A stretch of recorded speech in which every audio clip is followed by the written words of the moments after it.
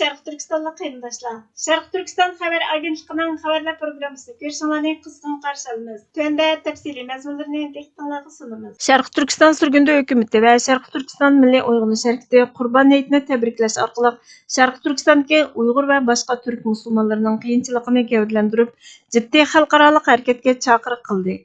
Hindiston vaqti xabar torining 17 iyun kunidagi xabarda dunyoning har qaysi joylaridagi musulmonlar Qurban hayitini tabriklayotganda Şərq Türkistandagi Uyg'ur va boshqa turk musulmonlarining huquqini qo'g'daydigan tashkilotlar dunyoviy hamkorlik va harakatga chaqiriq qilgan kuchli uchurlarni e'lon qilib, Şərq Türkistandagi og'ir kishilik huquq vaziyatini gavdlantirib, xalqaro jamiyatni Xitoy hokimiyati izchil yurgizib kelayotgan zulmga qarshi turishga chaqirdi.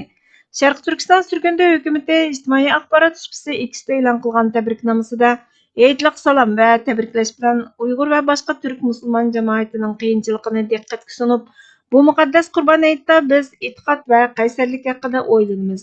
Biz dunyo musulmonlar jamoatini ishg'ol qilingan Sharq Turkistonda irqiy qirg'inchilikqa duch kelgan Uyg'ur va boshqa turk musulmonlari bilan bir safda turib, ularning izzat hurmatini qo'g'dashda Sharq Turkistonning mustaqilligi uchun harakat qilishga chaqiramiz. Dua qilish bilan harakat birdek bo'lishi lozim dedi.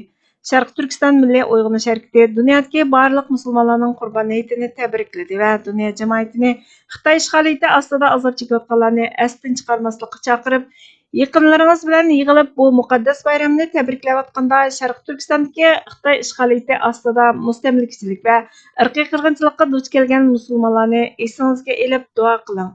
Şərq Türkistan xalqining izzat hurmati, e'tiqodiga kafolatlik qilish uchun Şərq Turkistonning mustaqilligini asliga keltirish kurash sepimizga qo'shiling dedi. Şərq Turkiston Milliy Uyg'unish Harakati demokratiya, siyosiy va kishilik huquqni ilgari surish shundoqla Şərq Turkistonning erkinligi va mustaqilligini asliga keltirish, davom qilayotgan irqiy qirg'inchilikni oxirlashtirish tirishchiligining oldingi sepida turib keldi. Ularning bayramlik uchuri dunyo musulmonlar jamiyati va uningdan boshqa joylarning qo'llashini qo'lga keltirishni maqsad qilgan bo'lib, xalqaro aralashishning jiddiy ehtiyojini gavdlantirdi. Sharq Turkistondagi vaziyat halqaliq kishilik huquq masalasiga aylandi deyildi. Xitoy atalmish Şinjandagi yuzlagan yezi kentlarning nomini o'zgartirib o'tgan. BBC xabar torining 20 iyun kunidagi xabarda aytilishicha, atalmish Şinjandagi yezilarning Uyg'urlarning dini, tarixi yoki madaniyatiga munosabatli ismlari 2009 yildan 2023 yilgacha bo'lgan oraliqda o'zgartirib etilgan. Xitoy o'zi e'lon qilgan sonliq ma'lumotlarga asosan elib berilgan tadqiqotga qaraganda sulton, masjid, xo'ja, xonqa degandek so'zlar yer nomlaridan g'oyib bo'lib, uning o'rniga inoqliq, qizil bayroq, xushalliq degan so'zlar almashtirilgan. Uyg'ur tadqiqotchilari Xitoy davlatlik statistika idorasining tor betidan atalmish Şinjandagi kentlarning ismlarini tekshirib, atalmish Şinjandagi 25 ming yezining 3600 ning ismining o'zgartirib etilganligini bayqagan. Taxminan 5dan 1 qism, ya'ni Uyg'ur dini, madaniyati yoki tarixiga munosabatli 630 dan ortiq ismni o'zgartirib o'tgan. Atalmish Şinjanning g'arbiy janubidagi Aqtu noyisining Oqmasjid kenti 2018 yili Birlik kentiga o'zgartirilgan. Kun sayin kuchayotgan dalil-isbotlar Xitoyning Sharq Turkistondagi Uyg'ur va boshqa turkiy xalqlarga qartilgan sistemlik irqiy qirg'inchiligini ko'rsatib berdi. Xitoyning Londondagi bosh elchixonasining bayonotchisi BBCga bergan bayonotida bu ayblashlarni rad qilib, har millat kishilari qonun bo'yicha diniy e'tiqod erkinligidan bahramand bo'ladi. Uyg'ur va boshqa asonliq millatlarning tili va madaniyati qo'g'diladi deyish orqali o'ktamlik qilib gap yo'rg'alatgan.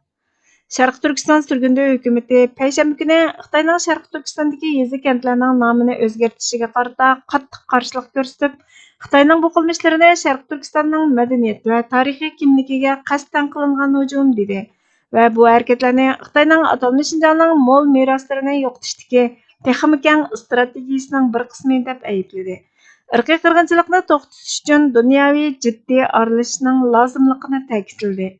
Sharq Turkiston sürgündə hökuməti Sharq Turkistonning tarixda mustaqil davlat ekanligini, Xitoyning 1949 yili ishg'ol qilib olgandan keyin Sharq Turkistondagi 3600 dan ortiq o'rinning ismini o'zgartirib o'tganligini ta'kidladi.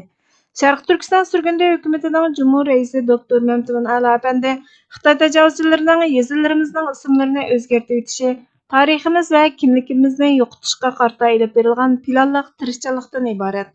Uyg'ur ismlari yolg'iz so'zlarla emas, balki bizning madaniyatimizni, e'tiqodimizni va Sharq Turkiston zamini bilan bo'lgan bog'lanishimizni gavdalantirdi.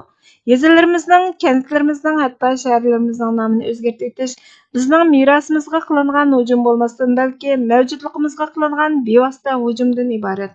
Xitoyning irqiy qirg'inchilik va mustamlaka harakatining maqsadi bizni kimligimiz, tariximiz va kelajagimizdan mahrum qo'ymoq dedi. Sharq Turkiston surgunda hukumati aloqador hukumatlar va Birlashgan Davlatlar Tashkilotini Xitoyning Sharq Turkistondagi harakatlari uchun javobgarlikqa tortishga chaqirdi. Bu rayonning madaniyat va diniy meroslarini qo'g'dashning ahamiyatini, cho'nqur tarixiy va diniy ahamiyatga ega yezi nomlarining yo'qolishining Sharq Turkiston xalqining kundalik turmushi va kimligiga cho'nqur ta'sir ko'rsatganligini ta'kidlab, biz xalqaro jamiyatni pat arada o'tkazilmoqchi bo'lgan Birlashgan Davlatlar Tashkiloti kishilik huquq kengashining yig'inlarini o'z ichiga olgan barliq imkonlardan foydalanib, Beyjingning atalmish Şinjandagi uzun muddatlik mustamlakachilik, irqiy qirg'inchilik va ishg'oliyat harakatini to'xtatishni talab qilamiz dedi. Sharq Turkiston surgunda hukumati bayonotida yana xalqaro jamiyatni, aloqador hukumatlarni va Birlashgan Davlatlar Tashkilotini muhim tadbirlarni qo'llanib, Xitoy hukumatini javobgarlikqa tortishga va atalmish Şinjandagi qabiy qirg'inchilik va mustamlakachilikka jang e'lon qilishga chaqirdi. Sharq Turkiston surgunda hukumati yana biz xalqaro jamiyatni pat arada o'tkaziladigan Birlashgan Davlatlar Tashkiloti kishilik huquq kengashi yig'ini qatorliq barliq sharoitlardan foydalanib, Beyjingning atalmish Şinjandagi mustamlakachilik, irqiy qirg'inchilik va ishg'oliyat harakatini oxirlashtirishni talab qilamiz dedi. Sharq Turkiston surgunda hukumati davomlashayotgan bu irqiy qirg'inchilik va mustamlakachilikni tugatishning birdan-bir yo'lining Sharq Turkistonning mustaqilligini qaytadan asliga keltirish ekanligini o'ttirg'a qo'ydi. Sharq Turkiston surgunda hukumatining Xitoyning Sharq Turkistondagi yer ismlarini o'zgartirishiga qarata ko'rsatgan qarshiligi 21 iyun kuni Hindiston bayoni xabar turida tafsiliy xabar qilindi. Birleşken Devletler Teşkilatı İnsan Hakları İşxanasının komissari Volker Türk 18 iyun kuni Xitoy bilan dialog o'tkazish orqali Xitoydagi kishilik huquq masalasini hal qilishda ilgirlashni qo'lga keltirishga bo'ladiganligini aytgan. Sharq Turkiston surgunda hukumati ijtimoiy axborot supsi X'da buningga inkos qaytirib, Xitoyning Sharq Turkistonda yurgizayotgani irqiy qirg'inchilik va insoniyatga qarshi jinoyatdan iborat. Beyjingning irqiy qirg'inchilikchi hokimiyati bilan dialog o'tkazish ularning fursatini orttirib, krizisini texmo cho'nqurlashtiradi. Volker Türk efendi Birleşken Devletler Teşkilatı'na a'zo davlatlardan irqiy qirg'inchilikning oldini olish va jazolash va'dasiga amal qilishni talab qilishi, Xalqaro jinoiy ishlar sud mahkamasidan Xitoyning Uyg'ur va boshqa Turkiya xalqlariga qarata yurgizayotgan irqiy qirg'inchilik jinoyatini tekshirishga chaqiriq qilish kerak dedi. Citizen, ya'ni Puqra xabar to'rining 21 iyun kunidagi xabariga qaraganda, Birleşken Devletler Teşkilatı İnsan Hakları İşxanası Cuma kuni inson haqlari tashkilotlarining Xitoyning irqiy qirg'inchiligini to'xtatish uchun texnik ko'p harakat qilishini talab qilgandan bir kun o'tgandan keyin Xitoy sodir qilayotgan jiddiy inson haqlari krizisini hal qilish uchun ancha harakat qilmayotganligini inkor qildi. Payshanba kuni inson haqlari gruppasi inson haqlari ishxonasi direktori Volker Türkni 2022-yildagi Birleşken Devletler Teşkilatı inson haqlari ishxonasining Sharq Turkiston bilan aloqador Xitoyning Sharq Turkistondagi Uyg'ur va boshqa Turkiya xalqlariga qarata yurgizayotgan irqiy qirg'inchilik usuli bayon qilingan doklatining ro'yi bo'yicha harakat qilishga chaqirdi. Birleşken Devletler Teşkilatı inson haqlari ishxonasining bayonotchisi Sharq Turkistondagi vaziyatning kishini andishiga soladiganligini aytgan bo'lsa-mu, Liz Truss Birleşken Devletler Teşkilatı inson haqlari ishxonasining 2022-yildagi dokladning ro'yiga ahamiyat beradiganligini va Xitoydagi turli inson haqlari dafsanchiligini hal qilish uchun Xitoy bilan doim aloqalashib turayotganligini aytdi. Sharq Turkiston surgunda hukumatining bexatarlik tashqi ishlar ministri Salih Xudoyor apandi buningga ijtimoiy axborot supsi X'da inkos qaytirib, Birleşken Devletler Teşkilatı inson haqlarining Xitoyning Sharq Turkistonda yurgizayotgan irqiy qirg'inchilik va ig'ir kishilik huquq dafsanchiligi jinoyatiga qat'iy pozitsiya bildirmasligi nomussizlik. Volker Türk bilan Liz Trussning buni rad qilishi kishini echindirdi. Haqiqiy chaqiriq Xalqaro jinoiy ishlar sud mahkamasini Xitoyning jinoyatini tekshirishga chaqiriq qilish dedi. Xitoy G'arb bilan urush qilishga hozir ekan. Telegraf xabar to'rining 17 iyun kunidagi xabarda aytilishicha, agar Amerika Yevropa bilan Tinch okean orasida qiyinchilikda qolsa, cho'ng kuch to'qinishida tunji mag'lubiyatini boshdan kechirishi mumkin ekan. Dunyo rahbarlari tinchlik kelishimining qanday bo'lishi kerakligini bilish uchun Shveysariyaning Borgenstock oromgohiga to'plangan. Rossiya prezidenti Vladimir Putin va Xitoy katibashi Si Szinpin bu yig'inga qatnashmagan. Gerçi Amerika harbiy kuchini Hindi Tinch okeanda kun sayin orttirayotgan Xitoyga qaratmoqchi bo'layotgan bo'lsa-mu, Amerika Hindi Tinch okean qo'mondonlik shtabining qo'mondoni Admiral Paparo agar Xitoy Tayvanga tajovuz qilsa, Tayvan bo'g'izini odamsiz do'zaxga aylantirishni xohlaydiganligini e'lon qilgan. Buni əməliyləşdiriş üçün Xitay əsgərlərinin turmuşini bir ay bütünlüy echinishli qilib etish, uzun muddatlik chidamlıq uçquchisiz aeroplanni o'z ichiga olgan yoshirin iqtidorlarni ishiltish mumkin ekan. Amerika bu rayonda jang qilish iqtidorini taraqqiy qildirayotgan. Xitoy tez suratda paraxod yasayotgan bo'lib, Paparo ilgari Amerikaning yetarli kuchlik emasligini o'tirg'a qo'ygan. Rossiya-Ukraina urushi, Yevropaning diqqatining chechilishi va Amerikaning mol-mulklarining O'rta Sharqdagi davolg'ishga sarf qilinishi Xitoy Kompartiyasining urushda g'alaba qilishini fursat bilan ta'minlagan. 2027 yildagi Xitoy Xalq ozodlik armiyasining Tayvanga tajovuz qilishiga tayyorlanishning boshqa joylardagi jug'rafiyalik siyosiy qalayimqonchilikqa to'g'ri kelishi mumkinchiligi siyosiy jihatda kun sayin parchalanayotgan va iqtisodiy jihatda istaksiz Yevropani yana o'z navbatida Vashingtonni urushga bog'lab Xitoyga Hindi Tinch okeanda erkin harakat qilish fursati yaratgan. Agar dunyoviy to'qinishlar tizimligiga 3-moddani qo'shishdan saqlanmoqchi bo'lsa, Yevropa qadam bosishi kerak ekan. Hozir Shimoliy Atlantik ahdi tashkilotiga a'zo davlatlar va Yevropa birlashmasi bu qonun loyihasini oyoqlashtirib, Ukrainaning erkinlik ko'rishi uchun qurol bilan ta'minlay oladigan holatmi, yukning ko'p qismi Amerikaning mo'risiga tushadigan. Agar Xitoyning urush tayyorligi haqiqiy bo'lsa, o'z qit'asining bexatarligi uchun iqtisodiy jihatdan va'da berishga tayyor bo'lgan Yevropa davlatlari bilan Hindi Tinch okeanni qo'llash arasida qolsa, undaqda u tunji qitim cho'ng kuch urushida mag'lub bo'lish xavfiga duch keladi ekan. O'limalarimiz zodi nada? Shuni e'tirofga erishtirish kerakki, Sharq Turkiston o'limalari bu millatning badal to'laganlar qatlami ichida doim birinchi o'rinni egallab kelgan. Shundaqla bu millatning milliy g'ururini, iymon aqidasini, axloqiy va musulmonga xos yashash tarzini himoya qilish, nasldan naslga ko'chirib muhofazat qilishda safning birinchisi bo'lib kelgan. Millatning siyosiy mujodala tarixining eng javlon qilgan davrdan eng shiddatli kurash davrlarigacha bo'lgan musoflarning hammasida o'limalarning qo'shgan nassasi g'oyat zo'r. Millat avlodlari ularning ta'lim-tarbiyasida o'zlarining Alloh va uning rasuliga qarshi jang e'lon qilgan kuffar bir qavmning zolim hokimiyati ostida qul qilinib kelganligini to'nib ketgan. Abo-ajdodlarining qini shularning qo'li bilan bo'ylab kelganligini tushungan. Bu tuproqning islom fatisi bilan musharraflangan o'r tuproq ekanligini, istilochilarning xalq va hokimiyat ayirib o'ltirmasdan umumyuzlik Sharq Turkistondan yo'qolishi kerakligini, bulardan vatan tuproqlarini tozalashning Alloh buyurgan farz va eng oliy martabaga sazovar jihad ibodati ekanligini aqidasi va iymoniy tarkibiga kirgizgan. Goh janubda, goh shimolda askan jangovar sadolar, ulug' ushoq qarshilik harakatlar doimo xalqning g'aflat girdobiga potgan mezgillarini o'zlarining put-qo'li bog'langan, zanjirlangan holda o'lim jazosiga ilib berilgan ko'rinishlari bilan bo'lsa-mu, xalqqa idora qilayotgan bu hokimiyatning badbashiriy yuzini ko'rsatishga muyassar bo'lgan talay qahramon yigit-qizlar, ota-onalar ana shu vatan ichida yetishgan payg'ambar mirosiga ega chiqish va avloddan avlodga yetkazishni burch bilgan olim o'limalarning ta'lim-tarbiyasiz yetishib chiqqan emas.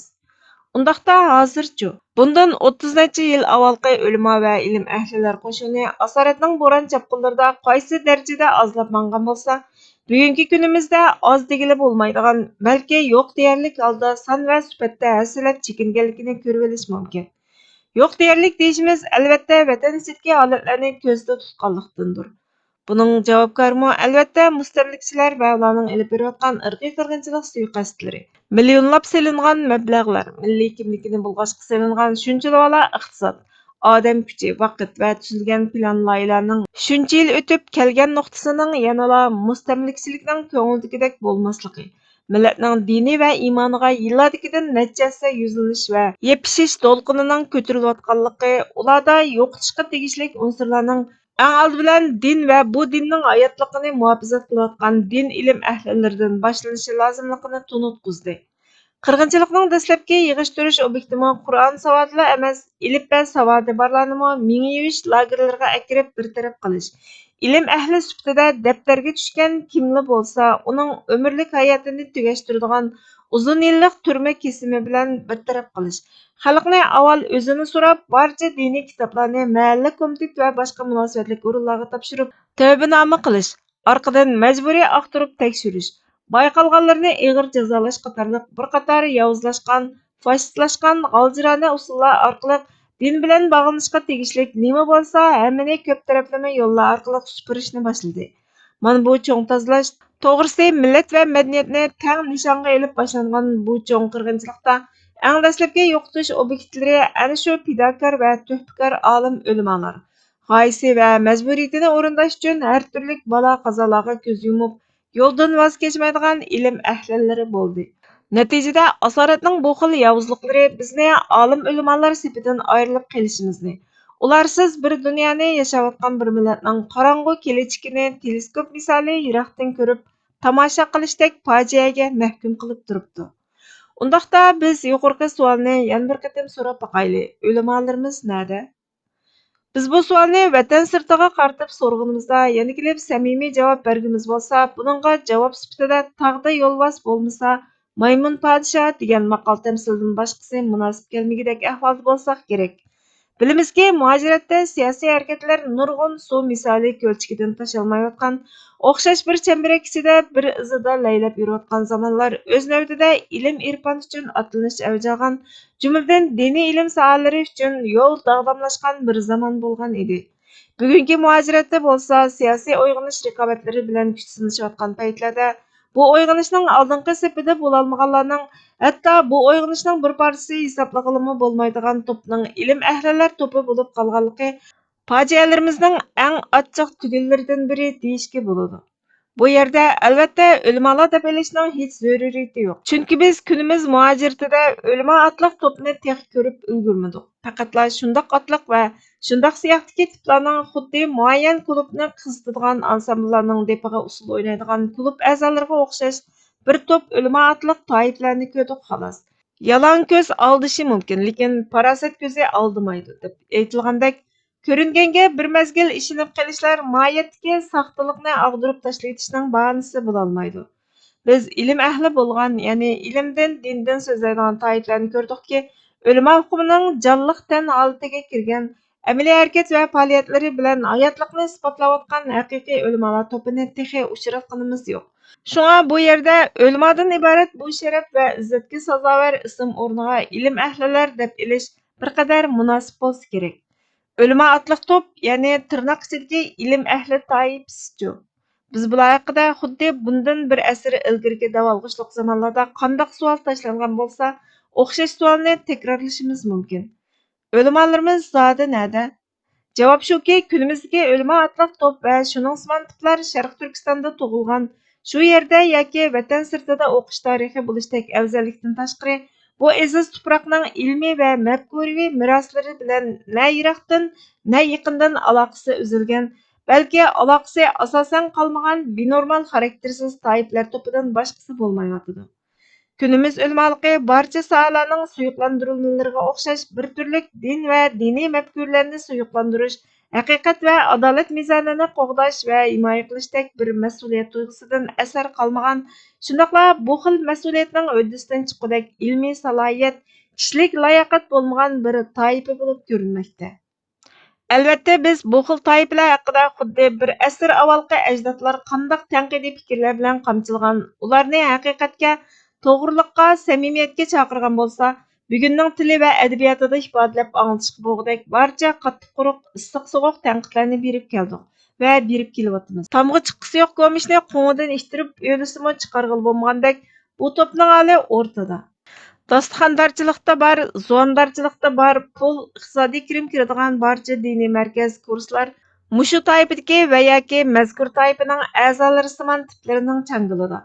Butkul o'quvchilarni yig'sa 2 yoki 3 kurs hal qila oladigan Qur'on kurslari mushlarning sayisi va quvvatlashi bilan soni yuzlab ko'p.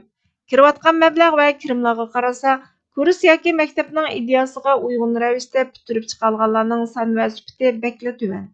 O'zi dars olmagan, arabcha kitobni o'ng tutib o'qishni bilmaydigan saviyadagi bir to'play g'azallar bilan bir dasturxonda tang martabadagi ulamo atilishdan qilcha tinish shurkinib solmaydigan, Diniy va siyosiy qimmatlari qizil yoki yashil siziqlari hech kelishmaydigan siyosiy qanot yoki ansambullar bilan bir saf va bir mavqeda turishdan hayo qilmaydigan vatan va millatning ziyniga qarshi siyosiy o'yinlarga, xalqni tengirqashga solg'uchi murakkab vaziyatlarda oq va qora, haq va nohaq, o'p-o'chuq bo'lishiga qaramay, qilcha haqqoniy maydon va mavqesini ko'rgili bo'lmaydigan foydali xizmatlarni mustaqil holda muayyanlashtirishdan ziyonli xizmatlarni vaqtida fosh qilib yoki qarshi ifoda bildirib, to'g'ri ishqa chaqiriq qilishdek aqalliy mas'uliyatdanmi yo'qsin bo'lgan haq-nohaq masalalardagi qo'sh o'lcham qo'llanishlardan ilm ahlilik xarakteri tugul, insonlik xarakterimi ba'zida savol qo'yishga tegishli bo'lgan bir benormal toifa qarshimizga chiqadi. Qisqasi, o'ziga xos dunyoqarash tiklab bo'lolmay turib, o'lima qalpoqini kiyib qolgan qandoq bir qalpoq yoki atoq bilan sahnaga chiqqan bo'lsa, shuning xarakteriga uyg'un ish-harakat yoki xizmatdan asar tepilmayotgan bir toifa mavjud bir vaziyatda. Yuqorqi savolning javobsiz qilishi bir muqarrarlik albatta. Shunga deymizki, muhojiratda yana kelib bir siyosiy xitob qilg'uchi sifatida o'limalarimiz nada degan savolning parallel javobi yo'q. Lekin kunimizda shundoq bir o'lima to'pi mavjudki, bulardagi xarakter va sifatlar, xohish va tutumsizliklar ayni bir asr avval o'tgan va navbatdagi tarixiy obzorda qalamga ilingan toifalar bilan o'xshash. Hatto o'tmishdagilarning bo'lumsiz va mas'uliyatsizliklariga qaralsa, bugungi davomi bo'lgan o'lima toifasi salbiylikda ulardan battar. Ular hech qilmasa uydan chiqmasligini, kitobdan bosh ko'tarmaslikni tanlab, millatning taqdiriy masalalariga qo'shiq solishdan bosh tortishdek mas'uliyatsizlikni sodir qilgan. Bugungilar bo'lsa dal aksicha, na kitob xaltisi, na uyida o'ltiralaydi. Balki ular shu qadar xaraktersiz va layoqatda yetarsiz bo'lishlariga qaramay, millatning taqdirining dardida yurganlarning tarafida emas, o'ri ko'laydiganlarning tarafida. Tutgan yo'li Qur'on va sunnat mizoniga tushungan yo'l bo'lmasdan, pragmatistik va dostixondarchilik yo'li, maosh va kirim yo'li, na chiqargan sadosi haqiqatni mizon qilishdan kelgan, na qilgan sukti to'g'riliqdan nisivlangan. Buningdimi achinarligi ilmiy va adabiy jihatdan davrga loyiq saposi yo'qligiga, o'zini taraqqiy qildirib ulgurishdek aqalliy talabning huddisidan faqatla chiqmagan bo'lishiga qaramay, Qur'on tadqiqotidan tortib qandoqligi soha bo'lsin, ilm sohasiga hassa qo'shmaydigan, aksicha petiqlaydigan tiplarning iymotchilariga aylanib olishi, siyohiga zahar temtilgan qalamlardan chiqqan, xalqning engini bulg'aydigan yoki pichaklashtiradiganligi aniq tursimi, nuqul munosabat yoki manfaatdoshlik yuzasidan ko'z yumishi, o'zlari qo'l tiqib qilolmasmi, sohaning bulg'anish darajasini dangsabmi bo'lsa, qo'lidan kelishicha ilmiy sohaning pichaklanishini to'sish tarafdori bo'lmasligi, fikr va aqida e'tiqoddek nozik sohalarda chiqayotgan layoqatsiz tarjima va ko'chirilma asarlarga, asar deyishgimi salohiyati to'shmaydigan mashq daftari saviyasidagi yozmalar dövsigimi vazxonlik tariqasida atalmish tazkiya taqdirlari bilan qo'llab tashviq qilishli. Bundan necha yil avval qandoq o'qish va o'rganishni to'xtatgan bo'lsa, ilammo shu to'xtab qolgan peti oylab yillab qo'liga kitob olmas, izdanish deganning tuz ta'minimi tuzuk tetmagan bo'lishiga qaramay, cho'ng tema va sohalarda hukmvozlik qilishlari, o'zini va fikr ideyasini to'xtovsiz yangilashga, diniy ilm sohasida lag'aylayotganga yarasha tuzukrak tajdid qilishga ahamiyat bermas bo'lib ketishi. Bir osh pishimliq vaqtqimi yetmagan ko'z yugurtish muddatida yig'ib to'shab ulgurgan tabliğ materiallardan hosil bo'lgan so'rindan qo'pib ketishdan burun so'zlaganlar anglovchininmi, so'zlagichininmi yodidan allaqachon ko'tarilib ketib bo'lgan beixlos vaz tabliğlar bilan jon saqlashdan boshqa qimmati qolmagan vaziyatga tushib berayotganligi. Bugunning ilmiy saviya darajasining qandoq bosqichda va o'limalik uchun qandoq safo talab qildiganligidanmi bexabar holda hem sohaning bulg'anishiga hamda diniy nashr afkorchiligining axlatlashishiga mas'uliyatsizcha muomala qilayotganligi va qilcha nomus qilmasdan ismi va jismi bilan hassa qo'shayotganligi, o'z jamiyati u yoqda tursin, o'z sohasi va o'z oralaridami to hozirga qadar diniy sohada tutami bor biror diniy tanqidchining chiqib bo'lolmaganligi qatorliq bu yerda yezib yoki so'zlab tugatib bo'lg'ili bo'lmaydigan talaylagan bo'lumsizlik va abjaqliqlarni hisobga qatadigan bo'lsak, bir asrga so'zilgan musobadagi o'lima otliq bu toifa orasiga tushgan metilishish hodisasining burt qo'ng'izlashgan ofat tusiga qarab ilgarilayotganligi, sohada yuz berayotgan salbiyliklarning darajasining o'tmish va yaqinqi zamonlardagi ibrat saboqlar soyasida tuvanlamakda yo'q, aksicha adashga, sesishga qarab menayotganligi qarshimizga chiqadi. Mana bular 100 yillik musobada millatning istiqlol va istiqboli yo'lida puchlangan, davlat qurgan va bu yo'lda shahid bo'lgan olim ulamo tabiqasi hamda uning izini bosgan vatandagi ulamolar qo'shuni bilan o'z davrining mas'uliyatsiz ilm ahlilari hamda bugunning xaraktersiz ilm ahli toifasi orasidagi qisqacha real kartinalar. Burhan Muhammadning Cumhuriyet Milliy mafkurasidan termalar. O'limalarimiz nerede nomliq maqolaga ilovasidan ilindi. Bugungi xabarlarimiz bu yerda oxirlashdi. Bizga vaqt ayirganingiz uchun ko'p rahmat. Kelar qatimki programmamizda ko'rishguncha Allohga omonat bo'lgaysizlar.